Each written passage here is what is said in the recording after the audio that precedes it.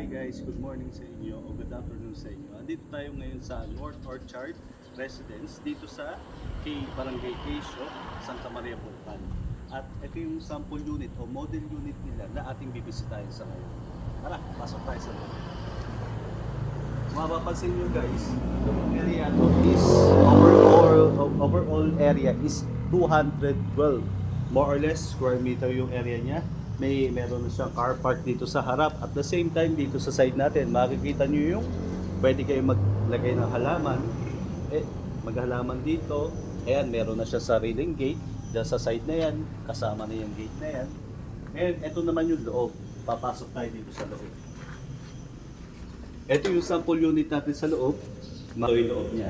As you can see yung loob niya, pwede tayo maglagay dito na dining, dito living area natin o mga sopa-sopa. At dito sa side na to, pwede tayo dito maglagay ng dining area dito sa area. At dito yung pwede tayo maglagay ng TV dito sa side. Mapapansin nyo naman, at yung CR niya andito. Yan, maluwag din na kanya CR. Yan ang sample o model unit natin na fully finished na. Ito bago yung turnover sa atin, ganyan na yung magiging itsura niya o setup niya. Siyempre, excluding yung pintura. Yun naman siya. At dito sa side naman natin, dito natin makikita yung lababo natin. Diyan, pwede kayo maglagay ng cabinet sa ibabaw.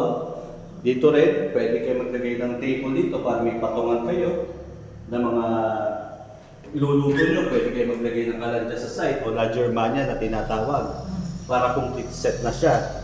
Paglabas naman natin dito sa back door nila, mapapansin natin na meron tayong lababo sa likod.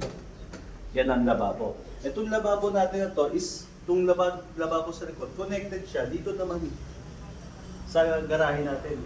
Kung ayaw natin for example, may bisita tayo sa harap, ayaw natin magdaan personally sa harap, pwede tayo magdaan through back door sa likod. Yun naman siya. Tara, balik tayo sa loob. Ngayon naman guys, aakyat tayo sa taas. Aakyat tayo sa taas, yung sample unit po sa taas.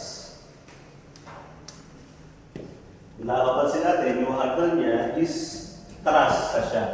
Hindi siya kagaya ng mga hagdan na sa mga townhouse na yung socialized housing, yung mga baka ng manipis, o sa townhouse guys, townhouse na kahoy. Ito siya, bakal naman siya. Ngayon, pagkakit naman natin sa taas, mapapansin agad natin yung tatlong sample unit na kwarto. Ito yung isang maliit na kwarto, o sa mga kwarto ng mga anak natin. Ang katabi naman yan, ito ay yung master bedroom.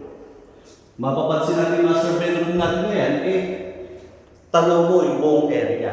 O may mirrors yung ka na nakikita mo halos yung labas. Yun ang kagandahan dito sa model unit natin na to. Ngayon naman, dito naman sa side na ito, makikita natin ang kanilang CR. Dalawa po yung CR natin, isa dito sa taas at isa din sa baba. Ang CR dito sa taas, same na din na nasa baba, na medyo maluwag siya. Ngayon naman. At ito naman yung ating pangatlong room, mapapansin po natin. Ayan, malaki din po siya. Mas malaki siya dun sa unang kwarto na pinasok natin. Ayan po yung total area niya. Yun lang po at